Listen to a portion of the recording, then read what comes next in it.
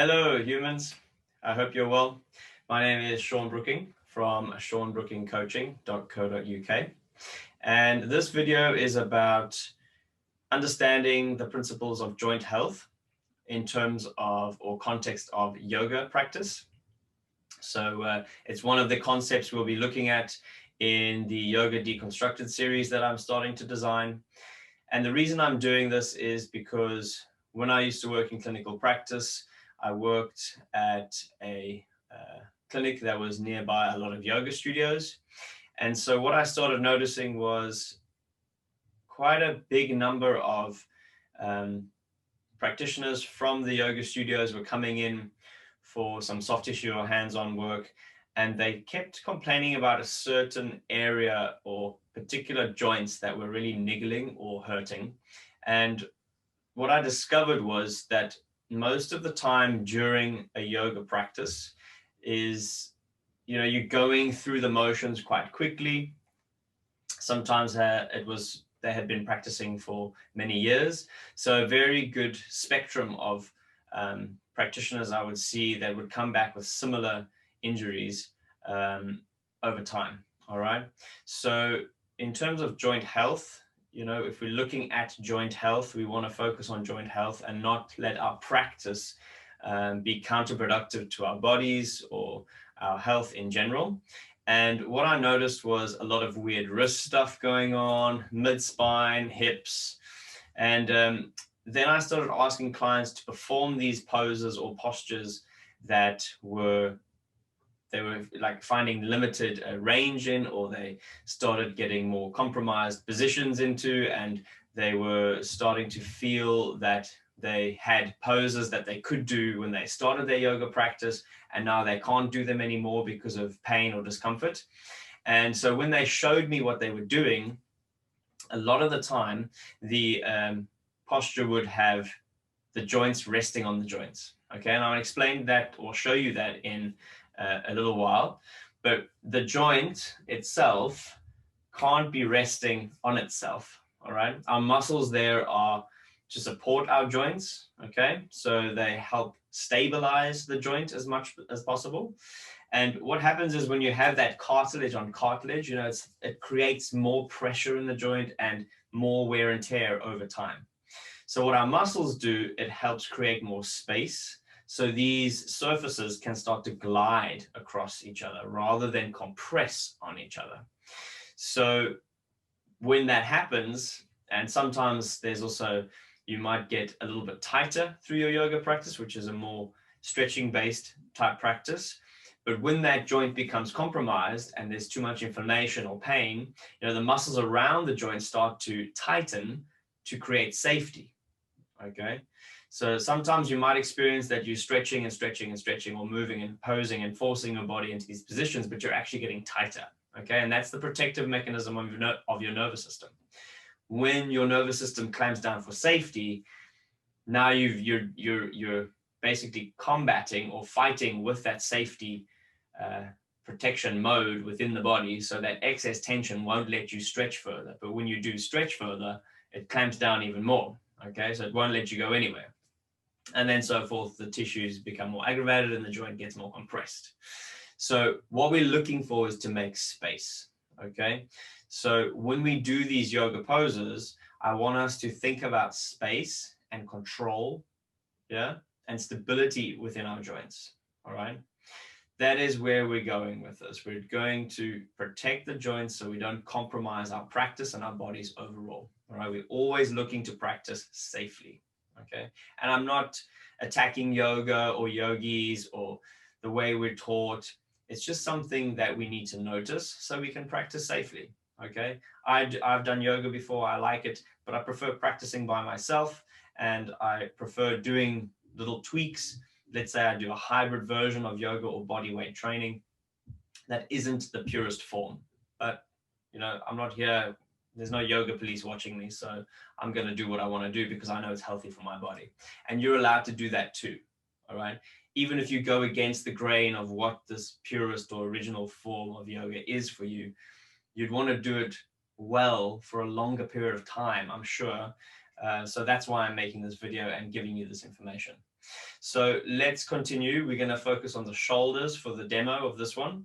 And I want us to think about like chaturangas, downward dog, upward dog.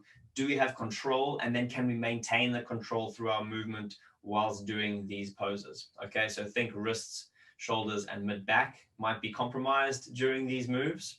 So let's have a look at the shoulder in its singularity and then put it into a practice. Okay, so I want us to go into a 4-point kneel position. Yep. And then just look at my shoulder blade area.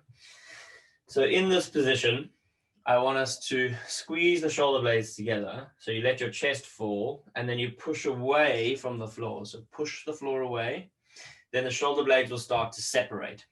So if I wasn't on the floor, we're basically doing that motion. I'll show you from behind. So if you want to practice that before going down, yeah, see if you can keep your elbows straight. So we're just testing our mobility here now. So we're seeing how much range we actually have, because then we know what we've got to work with, right? So if I can do this comfortably and really listen to the body now, so I'm going to do some really weird ones, okay? So I'm getting a lot of the rest of the body involved now. So can I isolate my pelvis? Can I keep my head steady? Okay, so I can isolate my shoulder blades without any, ripple effect movements up and down the body. So basically just listen to your shoulder blades. So now let's see if you can test that under load, all right? So you know up and down, elevation, depression, retraction and protraction. And now I want you to test, dig your toes in, lift your knees, and then do it again. Try your best to keep the elbows locked. And try to get the same motion within the shoulder, all right? It's going to be quite intense. You might feel quite tired, but that's your muscles working. They should be working. So we're checking the mobility. We're checking our control or stability. And then can I sustain it? You know, do I have the endurance to sustain that control? So then I don't run into any complications and I'm compressing my joints, all right? So what does that look like in terms of the yoga practice? So I'm going to do a chaturanga. So here I want to see if I can maintain that shoulder position, all right? So I'm going to do, maybe I'm going to do a terrible one first.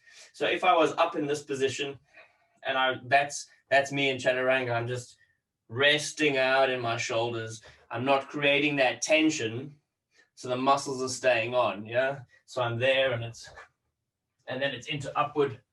So I'm literally resting in the joints. So if it was under control, it would look something like this.